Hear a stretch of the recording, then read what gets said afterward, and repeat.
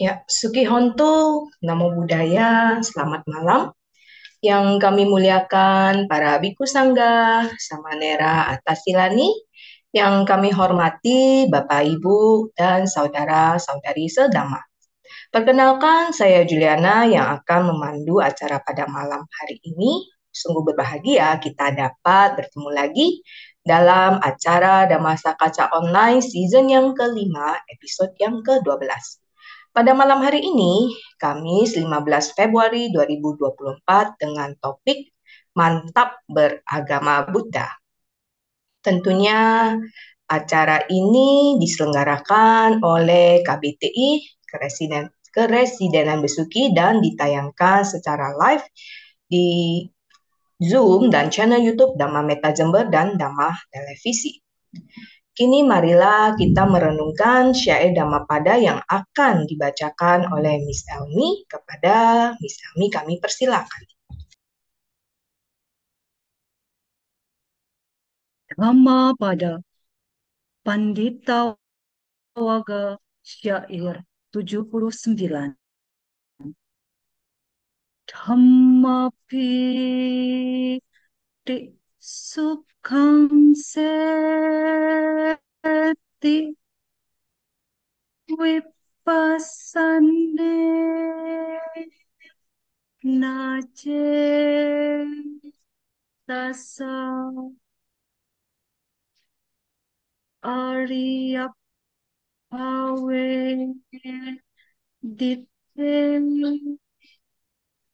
Hamme Sada Ramati Pandito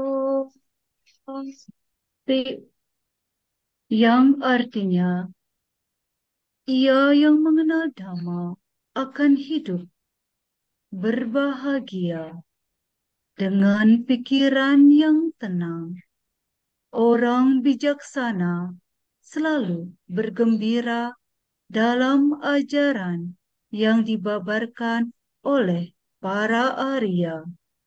Sadu, sadu, sadu. Terima kasih Miss Elmi. Sebelum kita memulai kegiatan Dhamma Kaca Online pada malam hari ini, marilah kita melakukan penghormatan awal pada Tiratana dengan membacakan nama Karapata secara bersama-sama. Dimohon para hadirin bersikap anjali. Arahang sama sambudo bagawa Budang Bagawantang Abiwademi Swakato Bhagawata Damo Damang Namasami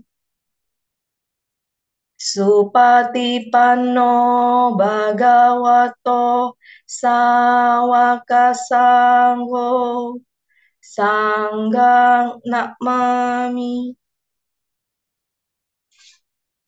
Baiklah, saya akan membacakan profil narasumber pada malam hari ini, Pandita Simabudi. Silakan ditampilkan operator. Pandita Simabudi, nama Buddhis di Pangkara, tempat tanggal lahir di Kota Tangerang, dengan alamat juga di Kota Tangerang, dan keluarga seorang istri dan anaknya seorang dokter. Beliau aktif berorganisasi sebagai Ketua Magabudi Provinsi Banten masa bakti 2023 hingga 2028.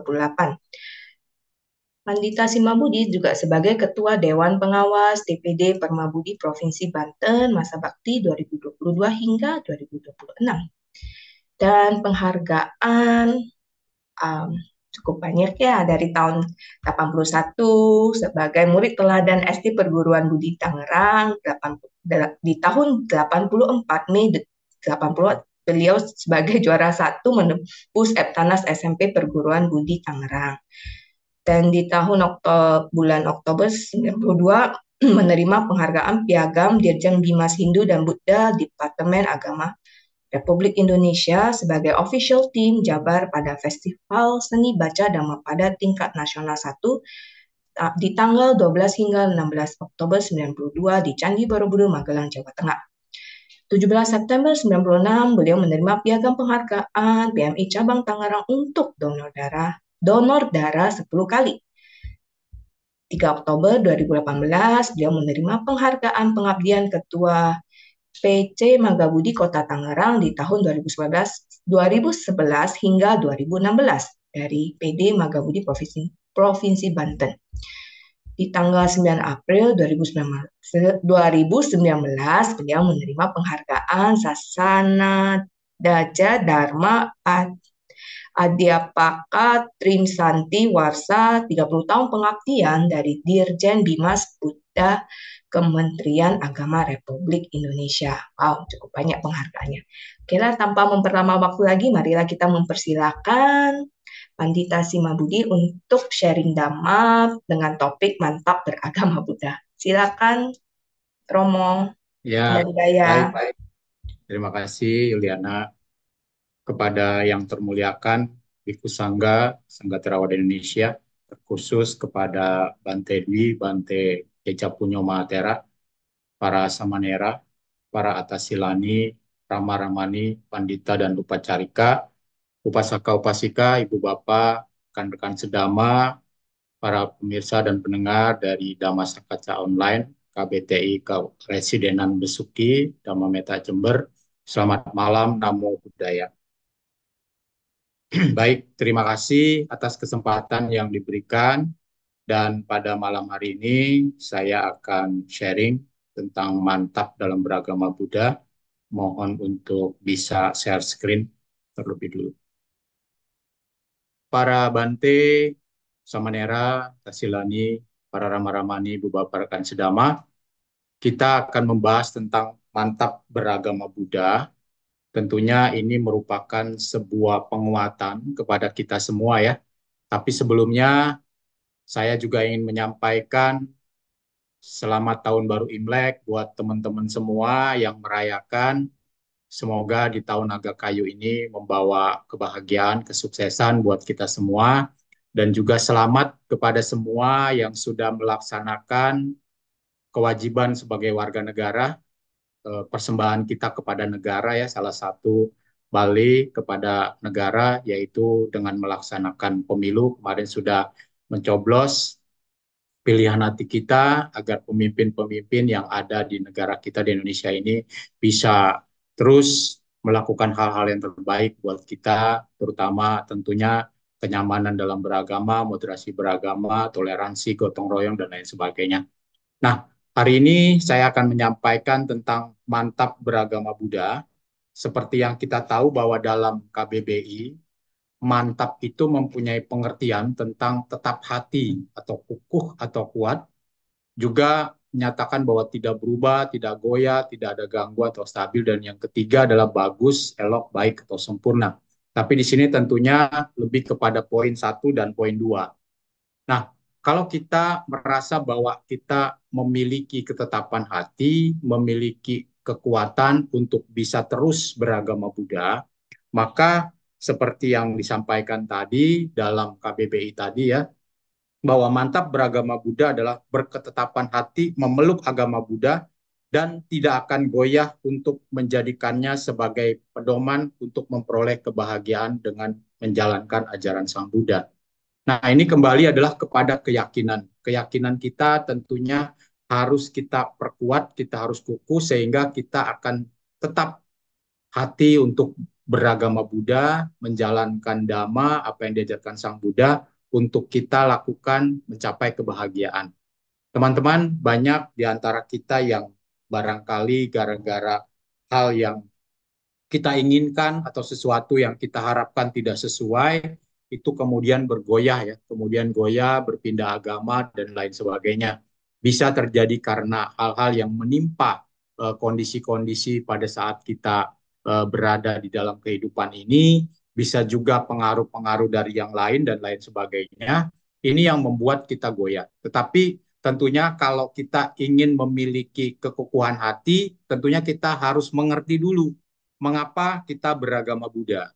Nah, ini dari Udum Barika Syanada Sutta 3 Nikaya 25, kita bisa baca ya apa yang disampaikan oleh Sang Buddha kepada Nigroda. Saya akan bacakan di dalam sutanya. Ini adalah ringkasannya yang kita ambil dari Google ya. Kalau teman-teman mau baca aslinya atau mau baca lebih banyak, itu bisa di dalam Dhammacita ORG misalnya atau di Sariputta dan lain sebagainya. Nah, di sini disampaikan oleh Sang Buddha kepada pertapa bernama Nigroda, ya, mengatakan sebagai berikut. Nigroda, aku mengatakan hal ini bukan bermaksud untuk mendapatkan murid atau untuk membuat seseorang melepaskan peraturan-peraturannya atau untuk membuat seseorang meninggalkan cara hidupnya atau untuk membuat seseorang melakukan apa yang sebenarnya dianggap olehnya sebagai salah atau untuk membuat seseorang untuk melakukan sesuatu yang sebenarnya dianggap oleh sebagai nigroda. Ada beberapa hal yang tidak baik yang belum dilenyapkan, bersifat mengotori dan mengarah kepada kelahiran kembali, menakutkan, menciptakan akibat-akibat penderitaan di masa datang, berhubungan dengan kelahiran, tua, dan kematian. Demi pelenyapan hal-hal inilah aku mengajarkan Dhamma.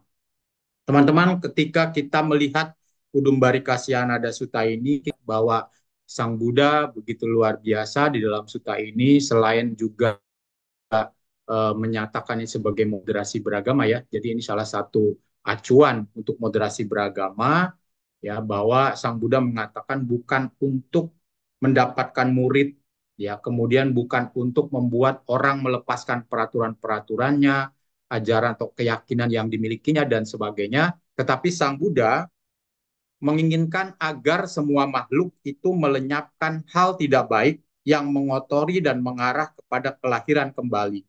Karena semua ini mengkondisikan pada penderitaan. Jadi mengapa kita beragama Buddha? Kalau kita lihat dari Udum Barika Syanada Sutta, sesungguhnya adalah kita beragama Buddha itu untuk melenyapkan hal-hal yang tidak baik, yang mengotori dan mengarah kepada kelahiran kembali. Kita tahu bahwasanya ketika kita lahir, walaupun saat ini menjadi manusia, kemudian kita mengenal Dhamma, kembali kita akan nanti ketika kita belum mencapai Nibbana, belum menjadi seorang arahat, maka kita akan lahir kembali. Kita belum tahu kemana kita akan lahir, ya, kemana kita akan berada setelah kehidupan kita sebagai manusia ini. Oleh karena itulah, kita beragama Buddha tentunya memiliki tujuan untuk melenyapkan hal-hal yang tidak baik tadi, untuk mencapai Nibbana. Banyak orang yang beragama Buddha karena ingin lahir kembali di alam surga ya, menjadi dewa, kemudian menjadi orang kaya dan lain sebagainya. Tetapi sesungguhnya hal yang terbaik, hal yang benar yang disampaikan oleh Sang Buddha adalah kita mencapai Nibbana, yaitu tidak lahir kembali. Sama seperti Sang Buddha pada saat beliau lahir menjadi seorang manusia Buddha, beliau pada saat itu menjadi seorang pangeran Siddhartha, beliau mengatakan inilah kelahiranku yang terakhir. Jadi teman-teman, mengapa kita beragama Buddha? Sesungguhnya inilah esensinya kenapa kita beragama Buddha, yaitu melenyapkan hal-hal yang tidak baik yang mengotori dan mengarah kepada kelahiran kembali. Tidak kita mengatakan ini agama yang A, agama B, dan lain sebagainya. Tapi Sang Buddha mengatakan bahwa beliau ingin mengajarkan Dhamma kepada orang lain, kepada makhluk lain, dengan tujuan adalah seperti ini. Tanpa beliau melepaskan keyakinan ataupun cara hidup yang pernah mereka lakukan. Itu yang dimaksud dalam Udum Barika Syanada Sutta. Nah, kalau kita lihat kembali di sini bagaimana solusinya atau bagaimana apa yang ada di dalam diri kita, ya, mengapa kita beragama Buddha? Ini alasan beragama, mengapa kita perlu beragama? Kalau dulu di SD saya sering dengar bahwa agama itu adalah tidak agama kacau. Jadi agama adalah bertujuan untuk agar kita tidak kacau. Baik di dalam diri kita itu tidak kacau maupun di dalam tatanan kehidupan kita itu kita tidak kacau juga. Jadi saling tepo seliro, ya, saling menghormati, saling toleransi, itu tujuannya adalah beragama. Jadi seseorang yang beragama dengan benar, yang tidak memiliki fanatisme yang berlebihan, sesungguhnya akan membuat hidup ini menjadi tidak kacau. Itu sesungguhnya apa yang pernah saya dengar dari para guru agama waktu saya di SD perguruan budi ya. Di SMP juga demikian. Kemudian ketika kita bertanya agama mana yang cocok, banyak dari kita mungkin di awal-awal waktu memeluk agama Buddha, kita tidak tahu nih ya. Mungkin bukan dari apa tuntutan hati kita, bukan dari pilihan kita, tapi juga merupakan misalnya diminta oleh guru ya, misalnya dengan kondisi sekarang dikasih nilai atau mungkin orang tuanya karena orang tuanya beragama Buddha dan lain sebagainya. Saya dulu juga demikian. Saya dulu waktu awal, waktu masuk sekolah budi, waktu tahun 75, dimasukkan ke sekolah dasar perguruan budi oleh papa saya almarhum, itu agamanya bukan Buddha, tapi dulu Konghucu. Ya, kemudian pada kelas 4 atau kelas 5 itu dirubah ya, karena waktu itu kalau tidak salah Konghucu itu bukan sebagai agama, walaupun sekarang sudah diakui kembali sebagai agama, salah satu agama dari 6 agama yang ada. Kalau dulu itu masuk dalam aliran kepercayaan. Nah, jadi saya beralih menjadi agama Buddha. Nah, agama Buddha di rapot saya waktu itu belum agama Buddha yang sesungguhnya. Jadi kalau kata orang sekarang itu agama Buddha KTP, agama Buddha yang hanya tercantum di dalam identitas diri kita dan lain sebagainya. Kemudian tahun 80-an, tahun 80 ya, tahun 75 tambah 5 tahun, saya waktu itu kelas 5 SD, saya mulai mengenal agama Buddha. Waktu itu dari mendiang Pandita Swirkam, almarhum beliau guru agama Buddha di perguruan Budi saat itu. Saya masuk di sekolah minggu, kemudian mendengarkan uraian Dhamma dari beliau tentang hidup ini anicca, hidup ini adalah tidak kekal. Kemudian hukum karma berlaku kepada semua orang. Ketika seseorang melakukan perbuatan yang buruk, maka dia akan mendapatkan penderitaan. Nah, waktu itu saya sangat apa namanya khawatir, sangat cemas dengan kondisi saya karena waktu itu waktu di kelas 5 SD itu saya termasuk orang yang nakal ya dalam tanda kutip sebagai anak-anak. Nah, jadi waktu itu saya merasa bahwa saya banyak berbuat salah kepada mama saya almarhum. Jadi karena itu saya takut mati, kalau mati masuk neraka. Jadi karena kita berpikirnya saat itu kan masuknya neraka ya, apalagi dalam konsep agama-agama lain ataupun apa yang kita dengar dari khalayak umum, bahwasanya kalau orang melakukan dosa, melakukan perbuatan buruk, pasti masuk neraka. Maka dalam pikiran kecil saya waktu itu adalah, wah saya banyak dosa nih. Ya, padahal ketika kita bicara dosa dalam agama Buddha adalah kebencian. Sedangkan waktu itu saya bukan lebih kebencian ya. Jadi ketika nakal, ketika apa namanya melakukan hal-hal yang tidak saya itu bukan hal kebencian, tapi karena kenakalan lebih kepada mungkin kalau kita sebut loba ya karena kesenangan-kesenangan anak-anak ya main dan lain sebagainya itu yang membuat kita menjadi menderitanya kalau loba di agama Buddha kebanyakan akan meninggalnya di alam setan ya karena dia loba serakah itu akan masuk ke dalam ataupun lahir kembali di setan-setan kelaparan. Nah, jadi karena ketakutan itulah saya mulai memeluk agama Buddha dengan sungguh-sungguh. Jadi saya mulai mempelajari agama Buddha. Kemudian saya tidak mengerti kenapa, barangkali karena agama Buddha ini adalah agama yang memiliki kebebasan berpikir, kemudian kita bisa apa namanya memacu diri kita untuk menyelidiki dhamma dan sebagainya, maka otak saya tuh jadi berubah. Dulunya biasa-biasa saja, ya. Bahkan waktu kelas 4 SD itu saya punya rapot itu ada bangku terbalik, ada dua, merah warnanya, kebakaran walaupun cuma dua. Tapi begitu saya kelas 5, begitu mengenal agama Buddha itu langsung berubah, ya. Kelas 5 saya bisa jadi juara kelas, kemudian kelas 6 itu jadi murid teladan karena pada saat itu di perguruan budi itu adalah satu bagian dari Perkumpulan Padung Utara Bontekyo itu mengadakan apa namanya pemilihan murid-murid teladan di sekolah ya. Jadi saya terpilih untuk itu. Itu karena agama Buddha. Karena saya belajar dengan sungguh-sungguh yaitu itu saya merasa demikian. Nah, Kemudian kita tentunya begitu kita merasa cocok dengan agama yang kita pilih, maka kita akan belajar, praktik, dan memperoleh manfaat. Jadi saran daripada itu adalah ketika kita sudah memilih agama yang kita pilih, misalnya agama Buddha, yuk pelajari dengan baik. Kenapa sih demikian? Mengapa sih seperti ini? Kenapa sih Sang Buddha menjelaskannya seperti ini dan sebagainya? Kemudian pahami dengan pengertian benar. Kadang-kadang kita sering berpersepsi sendiri.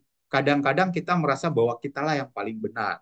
Padahal sesungguhnya ketika kita belajar terus-menerus, maka kita akan mendapatkan hal-hal yang baru, kita memperoleh pandangan-pandangan pengertian dari orang lain dan sebagainya, ya, maka kita akan banyak memiliki pengetahuan yang luas. Jadi pahami dengan pengertian benar. Kadang-kadang kita tuh merasa bahwa enggak, saya lah yang benar. Menurut saya ini gitu. Karena pengalamannya seperti ini. Padahal kita tahu bahwa pengalaman pengalaman dari masing-masing orang juga berbeda. Ya, sesuai dengan background-nya, sesuai dengan karmanya, sesuai dengan apa yang dilakukannya. Nah, tapi kita memiliki pengertian yang benar, pandangan yang benar, bahwa sesungguhnya kita harus berjalan sesuai dengan Dhamma. Ketika pengertian benar, maka kita akan nerimanya enak. Oh, begini ya. Kita nggak terpaksa lagi ngejalaninnya. Gitu. Tapi kita akan mempraktekannya dengan benar. Jadi kita nggak khawatir lagi bahwa, oh ya seperti ini. Banyak sekarang teman-teman yang kadang-kadang juga bertanya ya, umat, beberapa teman bertanya, Romo, saya sudah banyak berbuat baik. Sang Buddha kan bilang bahwa ketika kita berbuat baik, kita menanam benih-benih baik, maka dapat sesuatu yang baik. Misalnya, contoh saya banyak berdana, tapi kok saya nggak bisa kaya-kaya gitu. Kenapa saya nggak memiliki kekayaan seperti orang lain dan sebagainya. Kadang-kadang kita membandingkannya itu karena seperti itu. Kita berpersepsi bahwa, oh ya, ketika saya melakukan ini, seperti inilah dapatnya. Kalau kita melihat bahwa kita contohkan, kita nanam lah misalnya ya, menanam pohon gitu. Kan banyak yang berbeda juga. Walaupun dia punya bibit yang sama, tetapi buah yang diperolehnya bisa berbeda loh dari masing-masing orang. Nggak mungkin kan sama. Ada yang buahnya mungkin kecil-kecil, tapi orang lain bisa dapat buahnya besar, dan lain sebagainya. Sebenarnya dari hal-hal yang umum yang kita miliki atau yang kita lakukan di dalam kehidupan sehari-hari itu bisa mengkondisikan. Tetapi karena kita memang merasa bahwa ini persepsi saya seperti ini. Nah, itulah yang makanya perlu pengertian benar ketika kita bisa memahami itu, kemudian kita akan menerima dan praktekannya dengan benar. Maka kita akan memperoleh manfaat dari sesuatu yang kita praktekkan itu. Nah, kemudian ketika kita sudah belajar, kemudian sudah praktik, sudah mendapatkan manfaat, jangan berhenti pada diri kita. Kita harus bercerita, kita harus berbagi pengalaman. Tapi Romo, saya nggak bisa ceramah, saya nggak bisa menjadi Dhamma Duta. Tidak harus menjadi Dhamma Duta. Sebenarnya kita bercerita. Pada dasarnya kan manusia itu senang cerita. Ya, ketika kita bercerita sama orang, menceritakan sesuatu yang membuat kita sedih, yang membuat kita bahagia, kan kita enjoy aja gitu. Kadang-kadang kalau nggak ada orang pun kan, kalau dulu pakai diary kan, ditulis gitu kan. Kalau sekarang lebih parah lagi, ditulisnya di status. Oh saya lagi galau, oh saya lagi banyak job, oh saya lagi ini gitu, oh saya lagi pergi kemana sehingga rumahnya kosong dan sebagainya. Nah itu juga berbahaya kan. Tapi kita pada dasarnya manusia itu senang cerita. Nah cerita-cerita inilah yang harus kita sampaikan. Ya kalau di tetangga kita kan ada yang namanya kesaksian dan sebagainya. Tapi di Buddhis kan jarang ya, bahkan mungkin sangat-sangat sedikit ya, walaupun beberapa saat-saat yang belakangan ini kan kita sering mendengar cerita-cerita atau kesaksian dari para artis yang beragama Buddha atau yang lain dan sebagainya, itu juga menceritakan. Tetapi sesungguhnya ketika kita berbagi pengalaman dengan orang-orang dekat kita, ya, dengan keluarga kita, dengan saudara-saudara kita, itu sudah memberikan dhamma ya, terutama yang baik-baik kan, ataupun hal yang buruk, tapi kita memberikan pengertian yang benar gitu. Jadi sama, saya pun punya kakak ya waktu itu yang sudah meninggal, itu agamanya berbeda, agamanya K. Tetapi saya menyampaikan kepada beliau, daripada melakukan hal-hal yang membuat kita tuh karena sakit menjadi makin sakit. Karena kan Sang Buddha pernah bilang bahwa kalau jasmani kita sakit, jangan batin kita, pikiran kita juga sakit gitu. Makanya saya sering bilang rubah caranya.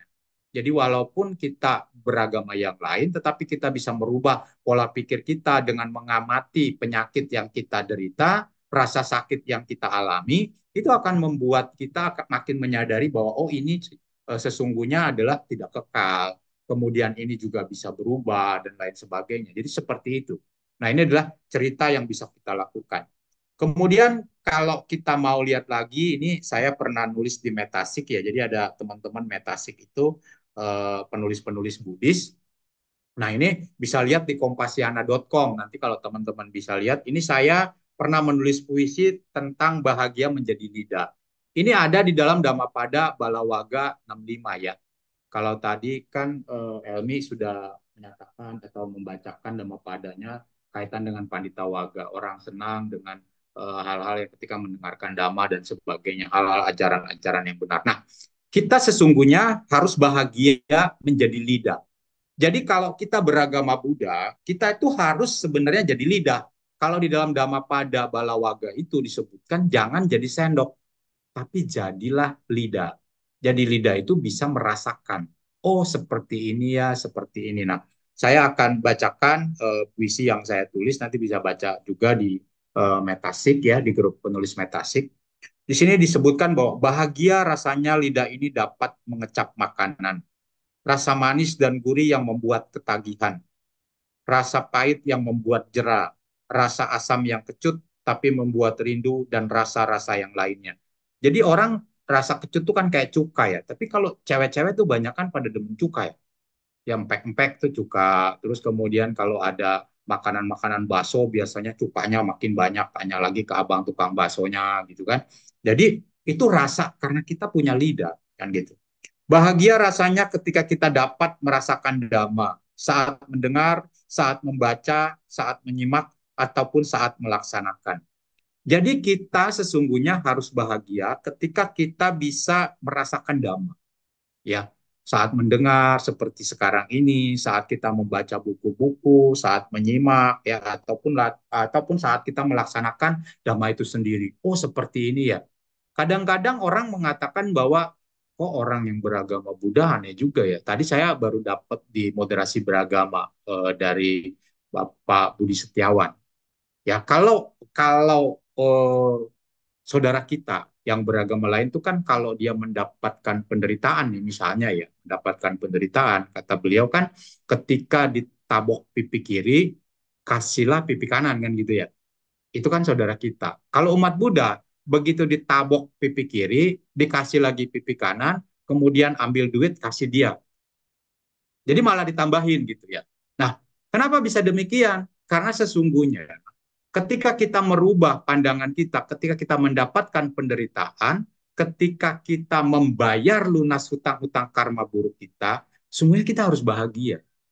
Ya, jadi beberapa waktu lalu juga ada satu teman yang menyampaikan juga ya ketika dia ditabrak ya. Memang dia praktisi meditasi dan juga dia mengajarkan abhidhamma. Jadi teman ini bilang ketika dia ditabrak ya dia lagi naik motor, ditabrak sama motor lain, dia jatuh, kakinya lecet, luka gitu. Kemudian dia lagi merasakan sakitnya itu. Yang nabraknya datang. Ketika datang ditanya, "Pak, gimana Pak? Sakit ya Pak ya?" Oh iya sakit katanya gitu kan. Terus gimana Pak? Saya minta maaf nih. Oh ya nggak apa-apa. Saya malah terima kasih loh kamu tabrak katanya. Nah tapi jadi orang kan agak aneh ya ditabrak malah dia terima kasih gitu.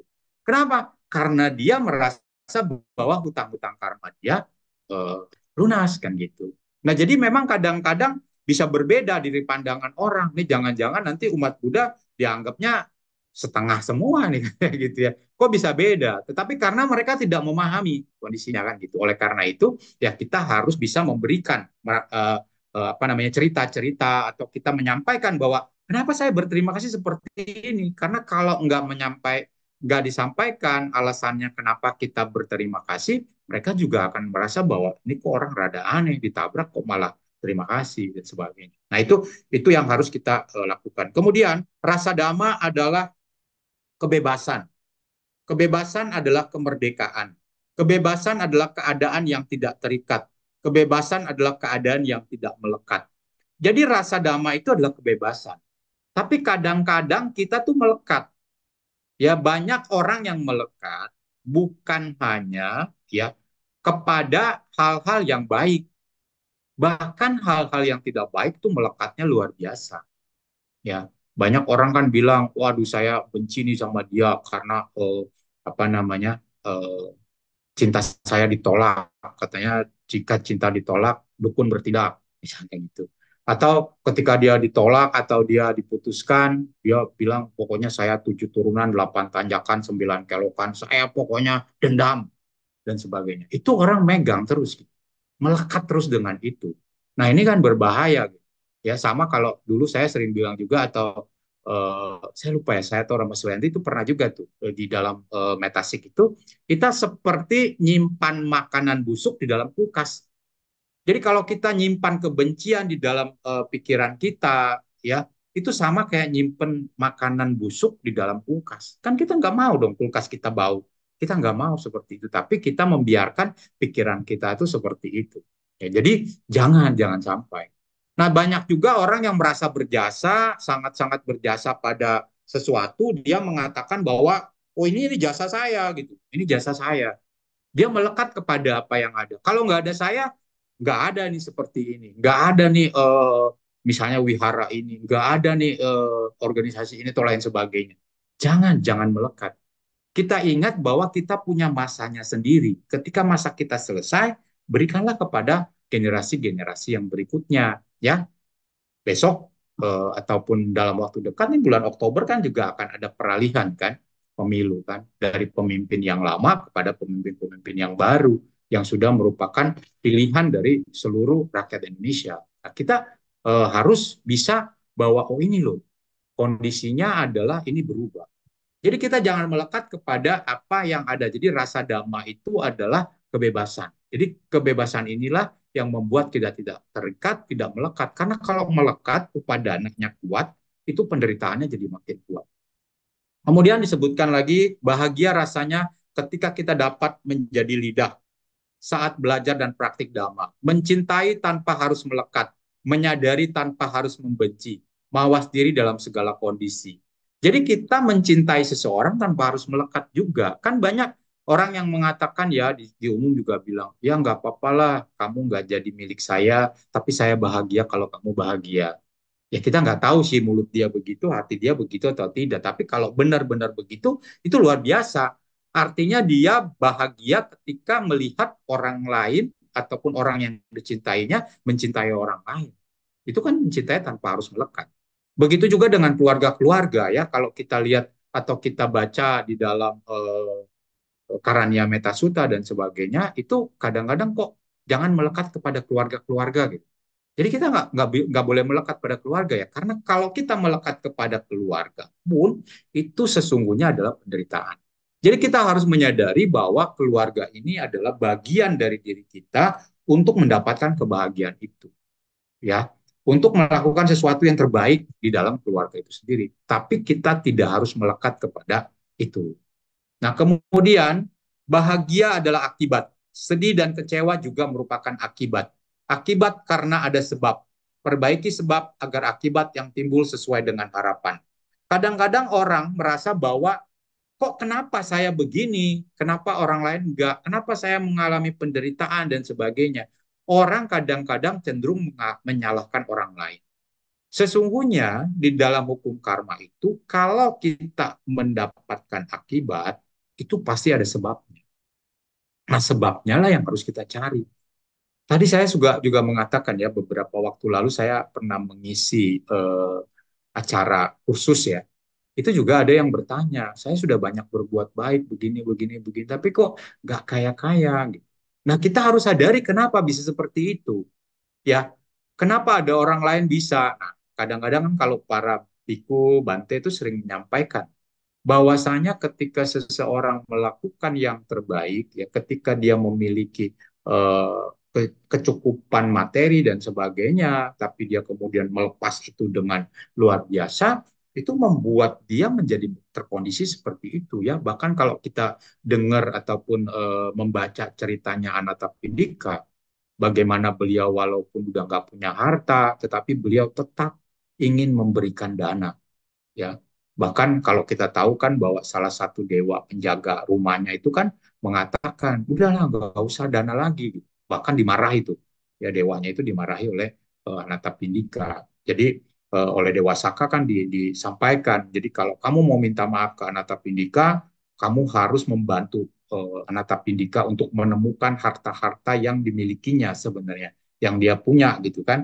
Nah, itu adalah hal-hal yang bisa kita lakukan. Jadi itu merupakan akibat. Nah, kadang-kadang kita itu kan karena akibat tadi yang membuat kita membuat karma-karma buruk baru. Makanya kalau dalam manajemen modern kan adalah kita bahagia atau tidak itu karena sikap kita terhadap apa yang kita terima kan gitu ya, akibat yang kita terima. Jadi kadang-kadang kita membandingkan orang lain dengan diri kita tanpa kita mencari sebab-sebab kenapa dia bisa demikian, kenapa kok saya nggak demikian, dan lain sebagainya. Ini yang harus kita lakukan. Semoga lidah yang dapat merasakan dhamma ini terus berfungsi sebagai alarm diri untuk terus maju dalam dhamma hingga tercapai kebahagiaan abadi. Jadi lidah kita ini yang dapat merasakan dhamma ini harus dijaga. Bagaimana? Harus mantap beragama Budanya. Bagaimana mantap beragama Buddha? Kita harus paham bahwa kita harus praktik. Bagaimana praktiknya? Jalankan. Bagaimana ketika kita menerima sesuatu yang tidak menyenangkan, hadapi itu, kondisikan itu bahwa ini memang merupakan bagian dari apa yang kita miliki. Ya. Jadi seperti itu, kita lanjut. Nah, kalau kita lihat dari sini ada nilai-nilai budaya Magabudi nih ya. Jadi saya kebetulan tergabung dalam Magabudi Banten. Ada mantap sebagai budaya Magabudi Banten. Jadi mantap tadi, kata-kata mantap yang merupakan tadi Dagoya dan sebagainya, sebenarnya ini bisa jadi nilai-nilai budaya Magabudi. Mantap itu singkatan dari atau kepanjangan dari Meta Karuna, Ajawa, Nyana, Tapa, Akoda, dan Paricaga. Jadi kalau teman-teman mungkin bisa lihat dasar Raja Dhamma 10, ini sebagian ya, sebagian besar dari mantap 6 mantap ini ada di dalam dasar Raja Dhamma 10. Nah, meta, karuna atau cinta kasih. Memiliki cinta kasih yang menyeluruh kepada semua makhluk. Jadi kita harus memiliki cinta kasih itu. Sang Buddha saja ya kepada Biku Puttigatatissa yang sedang sakit ya, saat itu sakitnya sakit kusta atau apa, jadi punya penyakit kulit yang membusuk gitu. Itu sudah tidak dibantu oleh para biku yang lain, tapi Sang Buddha dengan cinta kasihnya kemudian mengobati, memandikan beliau, kemudian mengobati, dan ketika bersih, maka Puttigatatissa itu bisa konsentrasi, kemudian bisa beliau mencapai tingkat harapan.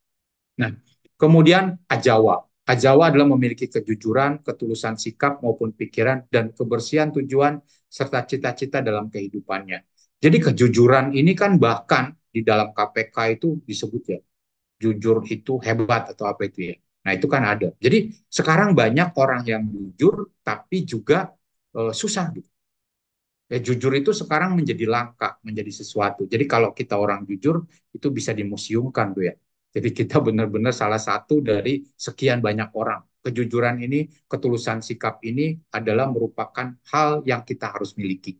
Ya, kita harus jujur kepada semua kondisi dan hal-hal yang kita lakukan. Kemudian punya ketulusan sikap maupun pikiran, kebersihan tujuan, serta cita-cita dalam kehidupannya. Jadi kita punya tujuan yang baik, cita-cita yang baik. Kemudian berikutnya nyana dasana, berpengetahuan luas, seperti yang Arya Ananda. Ya, banyak kita belajar dhamma, kita dhamma wicayo, kemudian kita menyelidiki dhamma, dengan kita praktik, kemudian kita mengulang kembali ketika kita tidak paham, kita bisa bertanya kepada guru-guru, kepada para bante, dan lain sebagainya, kepada para bijaksana, sehingga kita bisa terus menggali pengetahuan kita supaya lebih luas. Hati-hati ketika kita berpersepsi, ketika kita memegang hal-hal yang menurut kita benar. Kemudian tapa. Tapa adalah membiasakan diri dalam hidup sederhana dan tidak berlebihan dalam kebutuhan hidup. Kalau di dalam riwayat hidup Buddha Gotama itu ada di yang Arya Mahakasapa ya. Kita tahu bahkan yang Arya Mahakasapa itu sering disebut sebagai biku yang menolong orang miskin. Karena ketika beliau berpindah patah itu selalu mencari orang-orang miskin. Itu yang Arya Mahakasapa. Dan dalam kehidupannya, di dalam kehidupan kebikuannya, beliau sangat kuat dalam menjalankan dutangga ya. Jadi sederhana, sangat-sangat sederhana. Beliau itu yang Arya Makasapa. Kemudian akoda, bebas dari kebencian, memiliki sifat pemaaf dan bersahabat, menjauhi niat jahat, permusuhan, dan kebencian. Ini juga yang susah. Karena kadang-kadang kita itu memegang teguh tadi. Jadi memegang sesuatu dengan rasa benci yang luar biasa. Kita harus memiliki sifat pemaaf. Kadang-kadang orang dibilang pemaaf itu, wah kamu mah bodoh, gini-gini, harusnya seperti ini. Jadi kalau kita punya prinsip menjadi orang yang memiliki sifat pemaaf, bersahabat, menjauhi niat jahat, ini adalah sesuatu yang baik. Dan tentu ini merupakan salah satu dari sifat-sifat seorang pemimpin. Ya, kemudian paricaga, rela berkorban demi kepentingan orang banyak. Ya, kita tentunya di masa-masa yang lalu itu ada para patriot, para pahlawan dan sebagainya. Kita di masa sekarang ya harus melakukan hal-hal yang terbaik buat diri kita, minimal untuk kita sendiri gitu kan, untuk keluarga kita, untuk bangsa kita. Ya, terutama kemarin teman-teman tentunya sudah menjalankan kewajiban kita sebagai warga negara. Persembahan kita kepada negara ya selain membayar pajak adalah dengan kita memilih sesuai dengan hati nurani di dalam pemilu yang kemarin. Oke, kemudian ini adalah tempat di mana Sang Buddha Parinibbana di Kusinara. Semoga kita makin mantap mengikuti jejak Sang Buddha. Semoga kita semua selalu berbahagia. Jadi demikian yang saya sampaikan. Semoga mantap kita dalam melakukan hal-hal yang terbaik sesuai dengan ajaran ataupun Buddha Dhamma. Terima kasih. Namo Buddhaya. Namo Buddhaya, Anumodana, Ya, Romo Simabudi. ya, Ya. Yuliana. Memang namanya Romo Budi Dipangkara ya, atau Dipangkara ini nama Buddhis, Romo? Ya, jadi Budi itu nama nama asli. Jadi di akte lahirnya Budi. Sima itu dari marga, marganya marga Sim. Jadi papa saya dulu namanya Sima ya, di bahasa Indonesia jadi Sima. Jadi Sima Budi.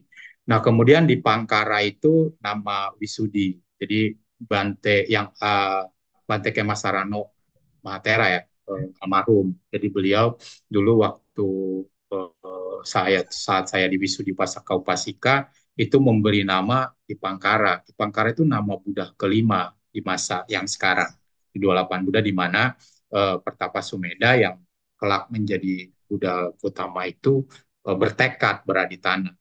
Saya nggak tahu tuh kenapa bisa begitu. Ya mudah-mudahan bisa jadi Buddha ya. Di Pankara itu cahaya yang cerlang cemerlang kalau artinya. Yang cemerlang ya. Iya, Oke, Anumodana, sami-sami. ya sami-sami. Di Kota Tangerang ya, Romo ya. Ya betul, Liliana. Oke, tadi saya sekilas lihat mantap itu luar biasa sih. Yang mantap Itu ya. Romo yang create sendiri ya. Maksudnya Ya, kok memang mantap sih. ya ini sebenarnya dari teman-teman, kemudian kita ambil dari dasar Raja Dhamma 10 ya. Jadi ini kalau jadi nilai budaya kita sebagai umat Buddha nih luar biasa kan. Sang Buddha ngajarin tentang kita kasih, yang Jujur. jujur ya, Ya, nah, berpengetahuan, sederhana. apa? Iya. Akoda ini saya pribadi baru pertama kali baca Ajawa, Akoda, dan Ya. Paricaga sih. Iya. Itu Itu, ada di dasar Raja Dhamma 10. oh maksudnya Dasa Paramita, Romo? Bukan, bukan. Jadi ada 10 sifat pemimpin. Jadi Oh, itu di Jataka itu ada. Tapi tiga kata ini sangat jarang dikupas sama, maksudnya pas sharing Dhamma gitu jarang dikupas ya. Iya. Iya, betul Ajawa, sekali. Akoda, Betul. Paricaga. Parisaga. Kalau Caga kan yang murah hati ya. Ya, caga aja berarti.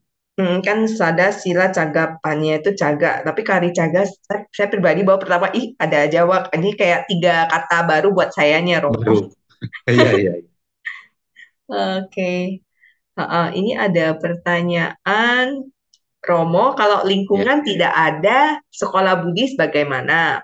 Apakah Ah, ini menurunkan standar kita? Silakan oh, Romo. baik. Jadi sebenarnya lingkungan memang mempengaruhi ya. Tetapi sebenarnya kalau kita bicara tentang pengetahuan kan bisa kita dapat banyak. Ya, ini saya stop dulu aja ya Yuliana ya. Oke. Ya, baik. Ya, kalau kita bicara lingkungan ini memang mempengaruhi. Nah, oleh karena itu keluarga itu sangat-sangat pengaruh. Tetapi sesungguhnya kembali ke diri kita, apalagi kalau sekarang kan seperti Dhamma Sakacaunan ini udah luar biasa loh. Sekian lama eksis ya, walaupun mungkin dari dulu banyak sekali karena masa-masa COVID, kemudian sekarang turun, mudah-mudahan nanti naik lagi. Kan kurva biasanya Sadu, begitu ya. sadu, sadu. Ini tahun kelima, Romo. Kan season Tahun kelima kelima kan, berarti tahun makanya luar kelima. biasa loh, luar Iya. biasa ya. Dama TV juga kan mulai, Bante Dwi juga baru kemarin ketemu tuh di Narada School. Nah jadi ketika kita berada pada kondisi lingkungan yang tidak mendukung seperti sekolah-sekolah Buddhis dan sebagainya, sebenarnya kita bisa ke wihara.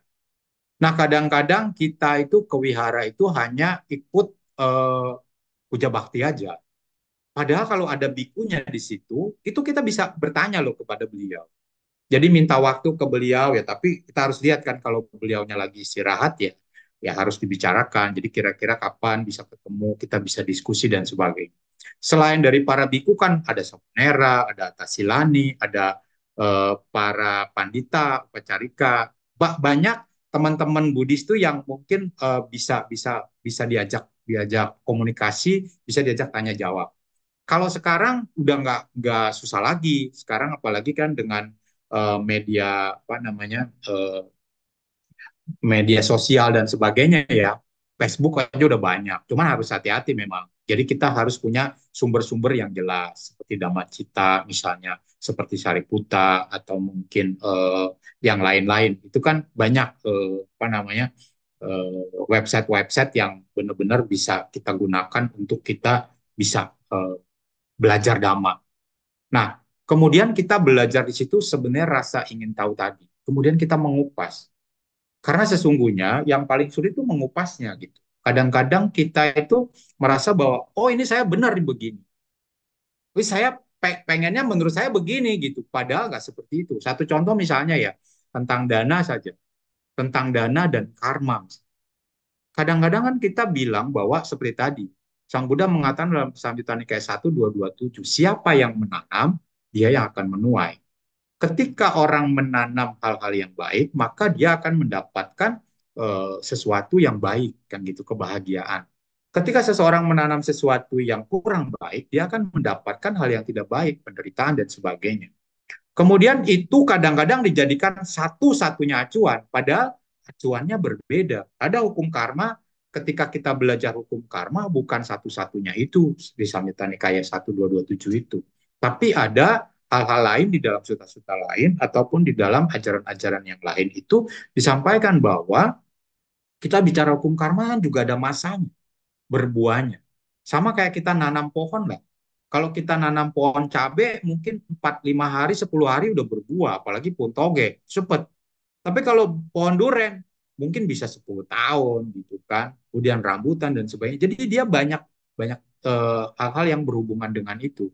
Nah, jadi kadang-kadang tadi orang-orang mengatakan saya udah banyak berbuat baik Romo, tapi saya kok nggak kaya-kaya ya. Saya sering berdana loh, sering dana saya tingkatin lagi. Bahkan ada dulu sebuah cerita nyata loh di Tangerang. Ada seorang pengusaha, ya seorang pedagang, dia berdana ke wihara. Satu kali dia berdana ke wihara di pembangunan wihara itu, dia malah ketika dia berdana di situ, malah dia jadi turun. Jadi dia malah jadi apa pelanggan-pelanggannya hilang. Jadi kemudian dia berdana yang kedua kali nih karena dia merasa bahwa kenapa kok saya berdana padahal di Samyutta Nikaya Sang Buddha mengatakan saya harusnya banyak dong. Ketika saya berdana tadi, saya berbuat baik pada wihara, harusnya saya mulai berbuat tadi banyak pelanggan-pelanggan yang datang. Ini malah hilang. Kemudian dia dana lagi karena dia berpikirnya tadi seperti itu, dia dana lebih besar dengan harapan yang lebih besar supaya pelanggan-pelanggannya yang udah pergi tadi lebih datang lagi, pelanggan-pelanggan baru datang. Ketika dia dana kedua kalinya, bukannya didapat yang sama, tetapi malah hilang semua. Pelanggan-pelanggannya hilang, pada pindah ke tempat yang lain gitu. Kemudian dia berpikir, berarti saya salah nih kasih dana. Kayaknya saya nggak boleh dana ke wihara. Oh, saya dana ke tempat lain deh. akhirnya dia berdana ke tempat yang lain, tempat ibadat yang lain. Dia berdana. Nah, ketika dia berdana ke tempat yang lain itu, karmanya berbuah. Ketika dia berdana ke sana, tiba-tiba pelanggan-pelanggan lamanya balik lagi. Dia berdana lagi berikutnya makin banyak. Maka dia berubah dari yang tadinya agama Buddha pindah ke agama yang lain. Karena tadi pemahaman yang dangkal, pemahaman yang kurang dari akibat berdana tadi. Saya seringkali mengatakan ya, Juliana ya, kadang-kadang di dalam ceramah-ceramah, misalnya contohlah ibu-ibu, kalau dana kepada orang miskin misalnya. Kalau sekarang kan kita ke pasar itu kan suka banyak orang yang minta-minta kan ya. Ibu-ibu tuh biasanya tuh kan begitu, minta. Nah, satu kali kita ada peminta-minta tuh minta gitu. Ketika kita kasih dana dia, misalnya kasih 2.000 aja. Kita kan dalam pikiran kita, kalau kita memberikan itu, pasti dalam harapan kita, dia ngucapin apa? Terima kasih kan? Terima kasih Bu, terima kasih Pak, saya bisa. Tapi pada saat itu kita memberikan uang 2.000, malah dia marah-marah. Misalnya Juliana nih, kasih orang, ibu-ibu misalnya, ibu-ibu minta Bu, terus dia malah ngomong, dasar ibu ini udah cakep-cakep tapi pelit, masa ngasihnya 2.000, gak cukup Bu, 5.000 sekarang mah, kasih dananya gitu. Yang terjadi adalah kita merasa sakit hati kan. Ini orang kurang ajar, udah gua kasih 2.000, masih untung kasih 2.000 ya. Kalau kayak kita tukang itu kan 1.000 atau tukang itu dulu kan cepet. Pak Oga kan cepet. Jadi kita udah kasih seperti itu tapi nggak sesuai dengan harapan kita. Nah, ketika kita tadi akibat yang kita terima, kemudian reaksi kita menjadi marah, itu karma buruk lagi. Yang tadinya kita ingin berbuat baik, tapi kemudian akibat yang kita terimanya berbeda, maka kita menerimanya menjadi sesuatu yang membuat karma buruk baru. Kalau seperti itu ya udah, kalau kita memang seperti itu, oh ya kurang ya, udah kita kasih lagi. Kan seperti itu, oh kita kasih lagi 5.000, ya kan udah aja. Kalau kita nggak mau ya sudah Bu, kalau ibu nggak mau ya udah uangnya saya ambil lagi. Rasanya sih 2.000-nya nggak diambil lagi. Gitu. Ya udah, ngapain juga kita gitu ribut ribut, marah-marah dengan itu membuat karma buruk kita. Nah, itu yang saya maksud dengan pengertian benar tadi. Jadi gitu, jadi lingkungan itu sangat pengaruh, tetapi kita kita tidak bisa belajar lama. Kita harus yang menciptakan lingkungan itu. Ya, tapi saya sering bilang juga, kalau kita lagi dalam masa kaca, itu jangan merasa kita paling benar. Ya, yang benar itu ya Sang Buddha kan gitu, karena beliau sudah menemukan, kemudian beliau sudah menyampaikan, gitu ya. Juliana, makasih. Betul, Romo. Sebenarnya The Masa Kaca Online itu lebih ke sharing pendapat pribadi sih. Betul. Jadi, Romo punya point of view, saya juga Ya, punya point of view gitu. betul. Sebenarnya itu semua netral sih, nggak ada yang benar, nggak ada yang salah. Cuman Iya, betul. just Tinggal sharing pandangan point of kita view ya, malah sih. kita jadi sesuatu yang utuh kan, oh melihatnya dari beberapa sisi. Hmm. Seperti sebuah kata meditasi juga penjabaran tiap guru kan beda. Betul, betul, betul. Ya, Betul. jadi sebenarnya lebih ke sharing each point of view gitu sih, Romo. Ya, Ha-ha. setuju, setuju. Ya, kita lanjut lagi ke pertanyaan berikutnya. Ya. Romo, melekat pada hal baik, apakah perlu ditinggalkan? Silakan, Romo. Ya, jadi Sang Buddha ini pernah jelaskan juga kan ya, kalau kita lihat di dalam, saya sering lihatnya di Pancaran Dhamma atau lain sebagainya, bahwa Dhamma itu seperti rakit. Jadi kalau Dhamma saja, ajaran kebenaran yang luar biasa ini yang diajarkan oleh Sang Buddha dengan begitu sistematis, itu adalah sesuatu seperti rakit, dia hanya untuk nyebrang. Kemudian kita tidak boleh lekati itu. Gitu. Jadi kalau kita bicara tentang tadi perbuatan baik, hal-hal yang baik, jangan dilekati. Ya sudah, dia sudah menjadi bagian kita dan itu akan kembali ke kita.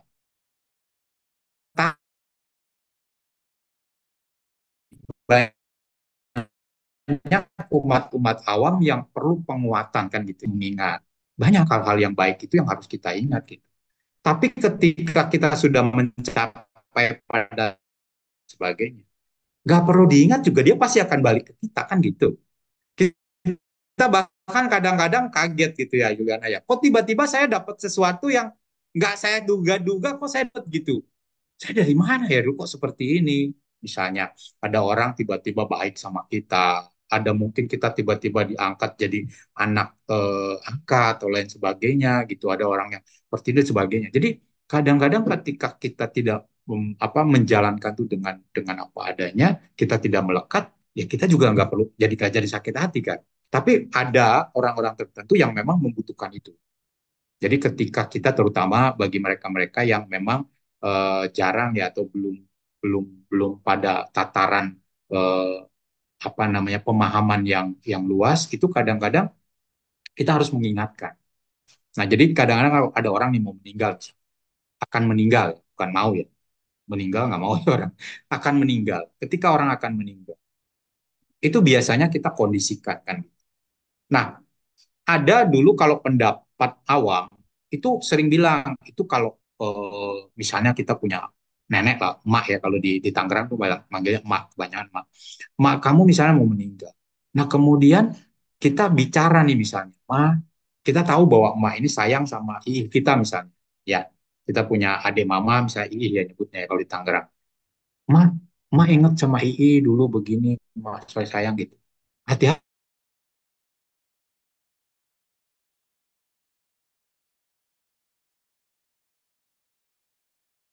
itu kita Tadi dia sempat sangat-sangat baik pada titik tertentu. Ya, tadi sempat low connection, Pris I ya. mean freeze Oh freeze. iya Tapi ya. nggak tahu Ya di jadi sayanya atau ini. Mungkin bisa diulangi, Romo, oke. silakan. Ya saya ulang ya. Jadi kalau kita misalnya punya emak nih, kadang dulu orang-orang tua tuh suka menyampaikan kan, ya coba nih cucunya bilangin, Ma, coba inget-inget Ma dulu kan sangat baik sama Ii, begini-begini, suka gini gitu. Hati-hati dengan sosok. Jadi kadang kalau kita melihat bahwa itu hal yang baik, bagus. Tapi yang namanya hubungan dalam keluarga atau lain sebagainya, itu kan kadang-kadang ada sesuatu yang pas dia nggak baik, itu yang bahaya. Ketika emak kita berada pada kondisi kehidupan yang sebelumnya, atau bukan kehidupan sebelumnya ya, pengalaman pengalaman kehidupan selama dia hidup tadi dengan itu, berhenti pada kondisi yang tidak baik, maka jadi bahaya. Karena membuat dia menjadi melekat kepada ketidakbaikan tadi. Mungkin lagi marah-marah, mungkin pada saat itu iinya lagi nyebelin gitu ke emak. Kan jadinya emaknya jadi wah, gua lagi marahin dia nih, misalkan gitu ya. Nah, jadi kalau orang bijaksana sering bilangnya ingatkan kepada ajaran Buddha atau hal-hal baik yang pernah dilakukan, misalnya pewihara berdana jubah kepada para biku, kemudian mungkin pada saat pewihara berdana uang atau lain sebagainya. Jadi hal-hal yang baik atau baca parita ya yang dia ingat gitu. Nah, ada sebuah cerita dulu kalau saya pernah, itu udah lama sekali sih ya. Itu ada video kan, ada video di Taiwan atau di Cina itu ada seorang nenek gitu. Itu ketika dia akan meninggal dia bacanya Amitopo Amitopo Amitopo terus tuh ribuan ribuan kali. Nah, jadi dia meninggalnya dengan tenang.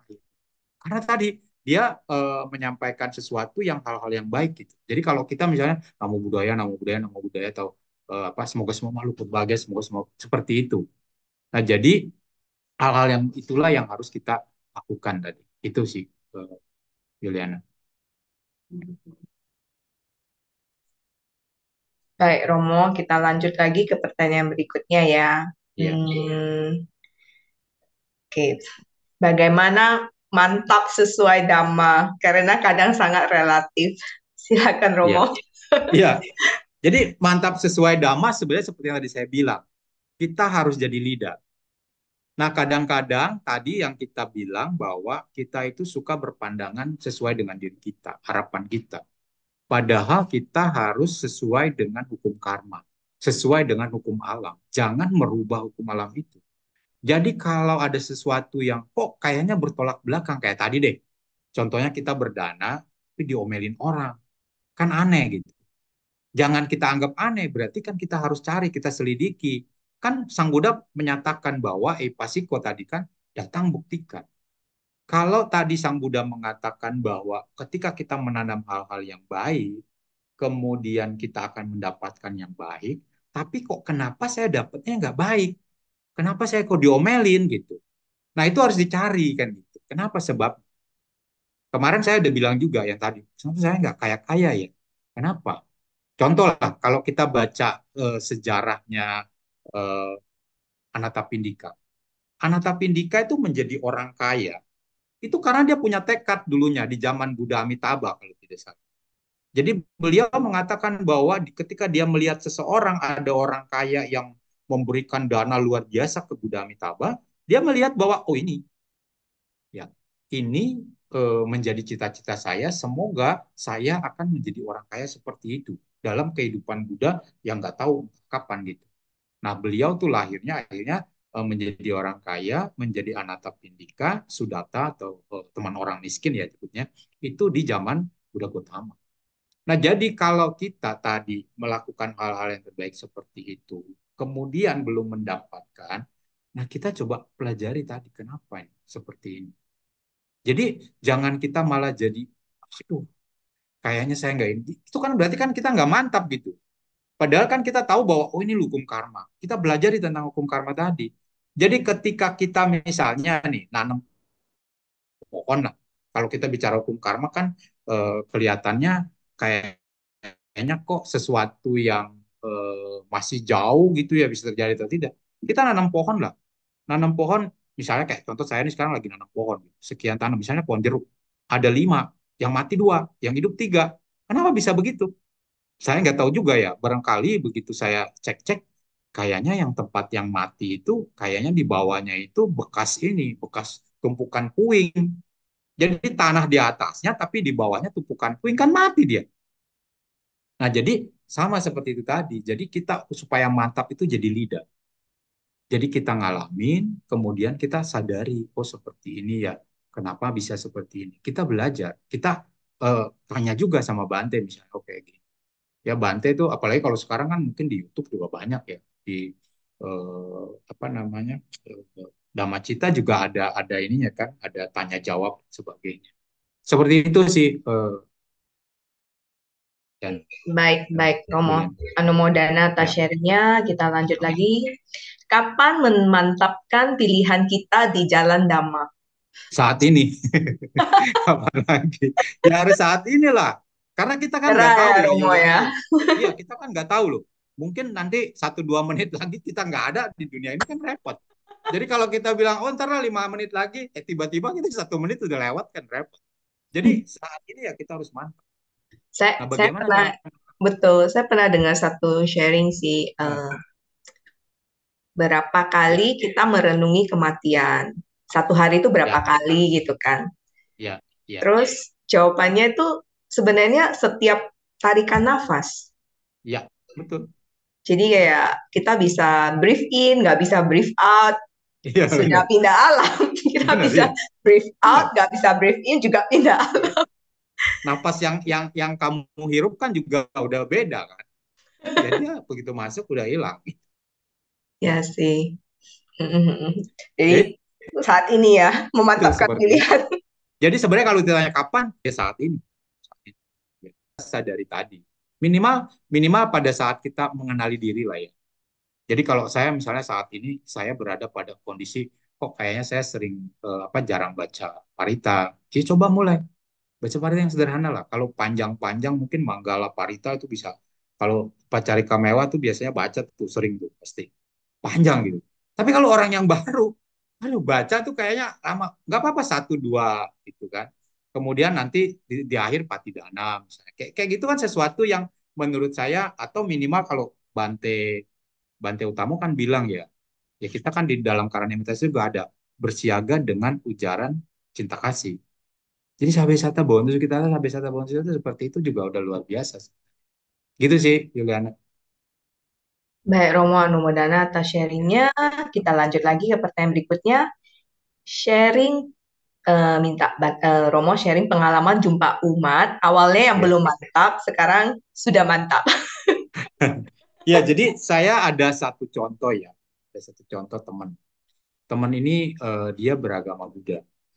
Jadi waktu itu dia termasuk orang yang sebenarnya dia menjalankan agama Buddha itu dengan tradisi tradisi lain. Jadi dia itu teman-teman semasa saya dulu di Gajah Tunggal. Ya ini saya sering jadikan dia contoh ya.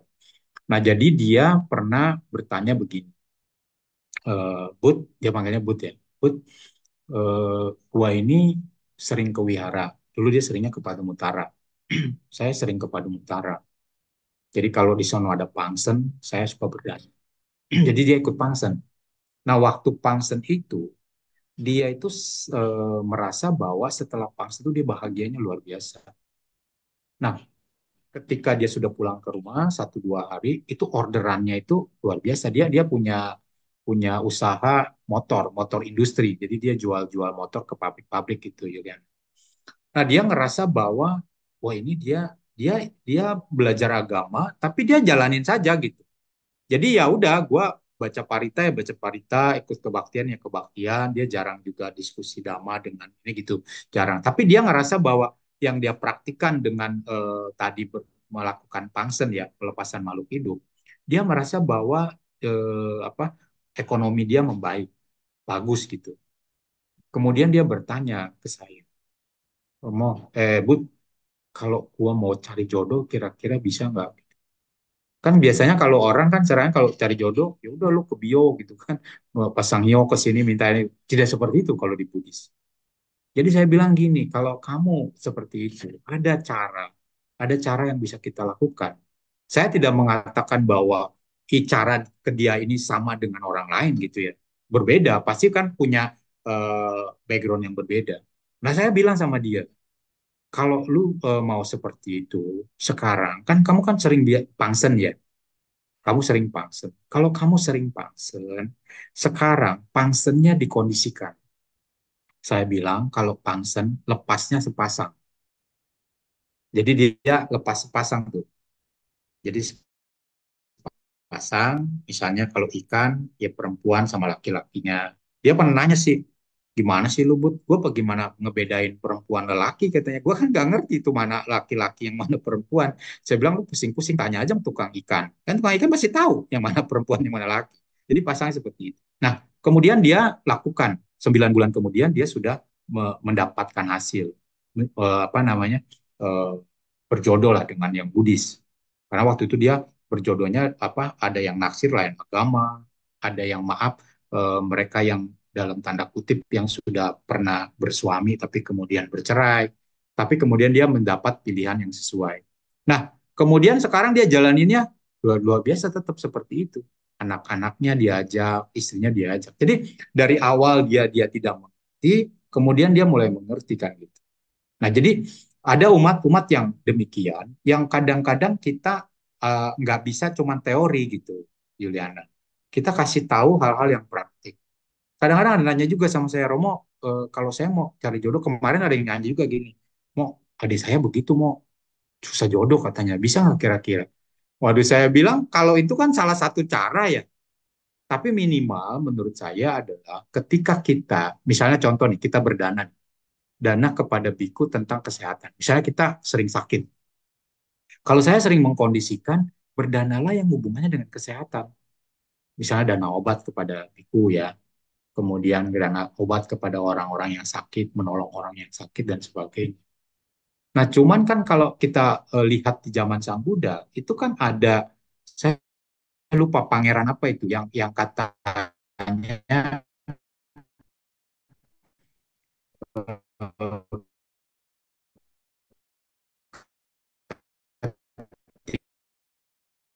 Maaf Romo, tadi sempat freeze. ketika beliau ingin punya anak, ya Tadi itu sempat kan freeze ada tuh Romo. juga. Jadi beliau Tadi, ya, oh ya sorry, ya, ya jadi dulu ya, ya oke, sekarang udah ya, udah. Nah udah jadi oke. di zaman Sang Buddha kadang-kadang ada juga cerita-cerita yang gak bisa dia walaupun dengan usaha yang keras dan sebagainya, kondisi karmanya tidak memungkinkan. Itu saya lupa dulu pangeran apa namanya. Ketika ada seorang pangeran yang ingin punya anak. Jadi ketika dia menghormat Sang Buddha, ketika Sang Buddha ingin menginjak tanah gitu kan, dia kasih karpet tuh, karpet merah itu. Jadi dia berharap ketika sang Buddha menginjak, maka dia akan bertekad supaya dia punya anak. Tapi sang Buddha nggak nginjak-nginjak gitu. Jadi ketika ditaruh, sang Buddha injaknya tempat lain, kayak gitu. Ditanya juga sama Biku Ananda kalau tidak salah, sang Buddha ditanya, kenapa sang Buddha seperti itu, kenapa Bante demikian? Karena Bante bilang bahwa pangeran itu nggak akan punya anak. Kenapa nggak punya anak? Karena dulunya dia dengan istrinya itu jadi sepasang eh, ya laki-laki dan perempuan itu di sebuah pulau itu makanin telur-telur burung habis gitu. Jadi sampai burung itu udah nggak punya keturunan. Jadi itu yang membuat kita bisa berbeda-beda. Tapi minimal ketika kita bisa mempraktikkan ketika seperti itu pasti akan membuat kita mantap. Nah, cuman hati-hati. Kadang-kadang kan kita suka berpersepsi tadi. Nah, persepsi itu yang membuat kita itu eh, menjadi salah gitu ya. Tadi saya nonton juga tuh ada video temen yang kasih di moderasi beragama, ada orang olahraga gitu, eh, apa bapak-bapak gendut, kemudian dia taruh mobil dekat jurang, dia udah ngos-ngosan gitu ya. Kemudian dia karena capek dia bersender-sender tuh sambil sambil goyang-goyangin itu, goyang-goyangin apa namanya mobilnya. Nah, ada apa seorang negro ya, seorang Amerika gitu. Kemudian datang, dia pikir itu dia mau mau ngedorong gitu kan, maka dia bantu dorong itu jadi mobilnya itu masuk ke jurang. Nah, jadi sama seperti itu kan, jadi berpersepsi itu hati-hati ya. Kira-kira begitu. Mudah-mudahan berguna. Hmm, baik, Romo, cukup jelas penjelasannya. Kita lanjut lagi. Pertanyaan berikutnya, mengapa perlu mantap? Apakah tidak bisa melewati hari nikah punya anak tua, punya cucu? Mengapa? Ya, jadi mantap dalam tanda kutip di sini hati-hati lagi nih persepsinya jangan salah nih. Kalau gitu, oh saya harus jadi biku misalnya tidak atau menjadi seorang yang misalnya atas itu itu pilihan. Tadi kalau kita mau punya anak, mau punya istri, itu silakan. Tapi kita mantap dalam tanda kutip begini, jangan biarkan anak-anak kita itu memilih pada kondisi yang salah. Kita kan dulu sering bilangnya gini, orang tua itu ya. Kita nih termasuk kalau orang tua kita dulu biasanya malah maksain. Ya kadang-kadang dulu kan papa mama kita nyuruh kita tuh. Ya saya nggak tahu Yuliana seperti itu nggak. Dulu papa mama, kamu ke wihara gitu. Apalagi kalau kita anak bandel ya. Nah bandel pasti suruh ke wihara kan. Karena berpikiran mereka kan wihara itu bisa merubah kita menjadi baik kan gitu. Nah, kadang-kadang kita ini karena era-era modern, merasa bahwa demokrasi dan sebagainya, kita bilang ya udahlah, itu kan pilihan. Anak kita mau jadi apa, mau apa, nah itu pilihan. Hati-hati gitu. Jadi kita mantap dalam hal ini adalah kita memiliki keyakinan yang kuat terhadap itu bahwa agama Buddha ini adalah pedoman buat kita untuk mencapai kebahagiaan. Mencapai kebahagiaan itu apa? Kan Sang Buddha sudah sebutkan bahwa untuk mencapai kebahagiaan itu karena ada penderitaan, itu ada sebabnya. Sebabnya yang harus kita inikan. Nah, sebabnya inilah yang harus kita sampaikan kepada diri kita, kepada anak-anak kita, kepada keluarga kita. Jadi mantap itu tidak dalam tanda kutip, oh saya jadi biku, ya kalau mau jadi biku ya syukur, gitu kan. Mau jadi atas silani ya syukur. Tapi kalau kita berkeluarga pun mantap dalam hal itu. Dan ingat tadi, bahwa kadang-kadang kan kalau saya pernah ditanya juga ya, misalnya tidak melekat kepada keluarga-keluarga. Hati-hati, karena di dalam Dhammapada kan suka disebutkan juga, ketika kita mencintai orang, ya mencintai seseorang keluarga itu termasuk, itu sebab penderitaan kan gitu ya. Karena cinta akan menyebabkan penderitaan. Yang dimaksud di situ kalau begitu saya nggak perlu cinta dong sama ini, saya nggak perlu saya. Bukan seperti itu. Tetapi cinta yang melekat kepada itu, oh kita pegangin terus gitu kan, kita jadi apa posesif dan sebagainya kepada itu yang jadi bahaya. Nah, jadi jangan salah persepsi. Jadi teman-teman berada pada kondisi apapun, kalau kita punya anak ya kita ajarin. Ya, dimulai dari diri kita. Hati-hati, terutama ibu-ibu ya. Kalau misalnya kita lagi ngajak anak misalnya itu, kita nggak boleh bohong ya kita harus ngomong jujur apa adanya. Anak kita salah, jangan kita pendam, tapi kita juga harus kasih pengertian. Mereka tidak senang dimarahi, tapi mereka kalau dinasehati malah lebih lebih baik gitu. Jadi kalau kalau kita lihat pola pengajaran di orang-orang Barat dan sebagainya itu seperti itu. Jadi dulu saya pernah pernah punya cerita itu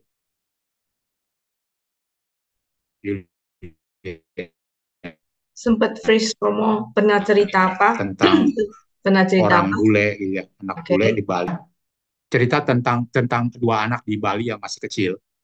Nah, jadi dia itu kalau kalau apa di Pasir Putih di Bali itu kan ketika anak kecil kan kalau ngelihat sesuatu yang warnanya berbeda, kontras ya, itu kan biasanya ngambil tuh.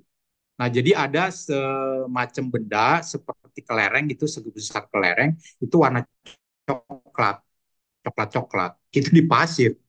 Kemudian anak kecil ini dia ambil kan, dia langsung masukin ke mulut kan. Biasanya kan anak gitu kan, langsung masukin ke mulut. Begitu dimasukin ke mulut, dia langsung ludahin, buang, dilepeh ya kalau di Tangerang tuh bilang dilepeh, dibuang. Nah, ternyata bapaknya begitu datang, dia pegang, dia cium, itu ternyata tai anjing kering. Kalau orang Indonesia biasanya marah-marah, dasar lu anak gak tahu diri, masa tai anjing dimakan kan gitu ya. Tapi kalau orang Barat enggak, dia ngomong, kata dia, kenapa kamu makan? Harusnya kan kamu tanya Dedi, ini boleh dimakan atau enggak? Jadi dikasih pengertian. Nah, hal-hal yang seperti tadi itulah mantap dalam berkeluarga kita harus sampaikan. Kenapa kita harus memeluk agama Buddha? Nah, karena masalahnya orang tua kita kadang-kadang atau kita sendiri nggak paham juga tentang agama Buddha kan gitu. Ketika ditanya, mah agama Buddha kayak gimana sih? Pak, agama Buddha, ya udah lu pokoknya ke wihara aja. Ya anak kita kan biasanya nari tahu kan. Nah, jadi kalau anak kita seperti itu, kita harus mantap. Mantap bagaimana ya? Tadi belajar, nanya, dan sebagainya. Nah, itu yang dikasih tahu. Sama kalau kita kan, eh, tahukah Anda itu kan sering-sering ditanya ya. Saya sering ditanya juga loh. Kadang-kadang kan kita suka kalau anak-anak kecil tuh, kenapa sih kentut tuh bau katanya kan gitu. Padahal kan tuh hal yang sederhana kalau kita kadang, duh nanya yang begitu-begitu jorok gitu kan kita. Nah, jadi kalau kita tahu tuh kita harus mantap. Kenapa tuh kentut tuh bau? Jangan nanya saya juga loh, saya nggak ngerti juga. Katanya sih ada amoniaknya ya kalau kentut tuh bau. Jadi kenapa tuh agama Buddha itu baik? Ya kita jelaskan. Jadi itu yang dimaksud mantap gitu ya. Jadi jangan berpikir bahwa oh kalau mantap beragama Buddha harus jadi petapa gitu. Enggak. Jadi ada dua di dalam strata sosial Buddhis, di mana ada Pabajita, di situ ada Garawasa. Jadi yang mau jalan ke Pabajita menjadi para pertapa, jadi biku, menjadi samanera, menjadi tasilani silakan. Tapi mau menjadi Garawasa, menjadi perumah tangga silakan. Tapi mantap dua-duanya kan. Gitu ya. Makasih. Baik, Romo. Itu sudah merupakan pertanyaan terakhir. Romo mungkin bisa Ya. closing statement Oh gitu untuk ya. kesimpulan Ya. sharing Dhamma pada malam hari ini. Ya. Silakan, Romo.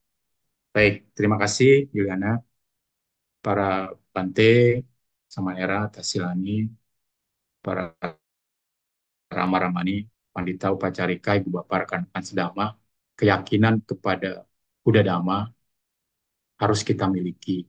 Kemantapan hati untuk terus melakukan yang terbaik karena kita telah merasakan manfaat dari Dhamma itu sendiri, ini akan membuat kita menjadi bahagia atau tidak. Bahagia itu berasal dari diri kita. Sang Buddha tidak bisa memberikan kebahagiaan itu. Sang Buddha hanya memberikan jalan untuk kita memperoleh kebahagiaan. Untuk memperoleh kebahagiaan itu, kita harus memiliki pandangan yang benar. Pandangan yang benar ini harus kita pahami, kita terima, kita praktekkan dengan baik. Maka kemantapan kita sebagai umat Buddha, baik sebagai pabacita maupun sebagai garawasa, akan membuat kita terus siap dalam menjalani kehidupan hingga akhir daripada kelahiran dan kita tidak terlahir kembali. Semoga kita makin mantap, semoga kita mencapai kebahagiaan dan tercapai kebahagiaan abadi. Namo Buddhaya. Demikian, Sadu, Juliana. sadu, sadu, Anumodana atas closing statement-nya. Ini juga ada sebagai penutup puisi dari Saudara Teddy Tahir. Yes, Saya mantap. bacakan ya. Ya. Memang mantap. Beliau jago banget sih. Maksudnya cepet gitu Cepet buat ya? puisi. Iya. Iya. Oke. Mantap beragama Buddha. Masa lalu ialah sebab, masa depan ialah hasil, masa kini ialah penentu. Masa lalu tak dapat dipilih, Masa depan bisa dipilih walaupun misteri. Masa kini ialah kuncinya. Di masa kini ku berbuat, ku tanam benih kebajikan. Suka maupun duka ku alami saat kini. Langkah demi langkah meneguhkan diriku yang kini. Menuju jalan dhamma, menuju akhir dari samsara, menuju kebahagiaan sejati. Semoga setiap langkah saat ini menyempurnakan jalan yang mulia. Semoga setiap waktu saat ini mengisi semua ruang diri yang luhur. Semoga penderitaan segera berakhir menuju kebahagiaan sejati selama-lamanya. Aduh, mantap. Mantap ya. Mantap, Teddy ya. Kalau Teddy saudara Teddy Tahir yang buat puisi ini luar biasa. Mantap, mantap. Mantap ya Romo ya. Ya baiklah. Marilah kita berbagi jasa kebajikan kepada sanak keluarga yang telah mendahului kita dan semua makhluk yang berhubungan karma dengan kita. Mohon berkenan kepada Romo Sima Budi untuk memimpin pelimpahan jasa pada malam hari ini. Silakan Romo. Baik.